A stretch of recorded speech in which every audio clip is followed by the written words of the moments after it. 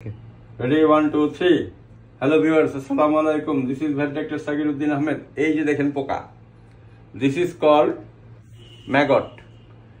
আপনাদের পোষা প্রাণীর গায়ে যদি ক্ষত থাকে সেখানে মাছি বসে এরকম হয়ে যায়। দেখেন কত বড় ক্ষত হয়েছে। এখানে একটা কোপ মারা হয়েছিল,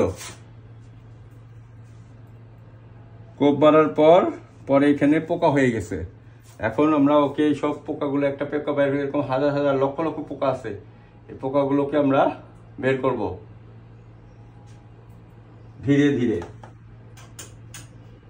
তারপরে ওকে মেডিকেশনের মাধ্যমে আমরা ভালো করে তুলবো। ওর চেহারাটা দেখেন, ওকে এখন ঘুম পাড়ানো হয়েছে, এখন পুরা ঘুমের মধ্যে আছে, লাল নীল স্বপ্ন দেখতেছে।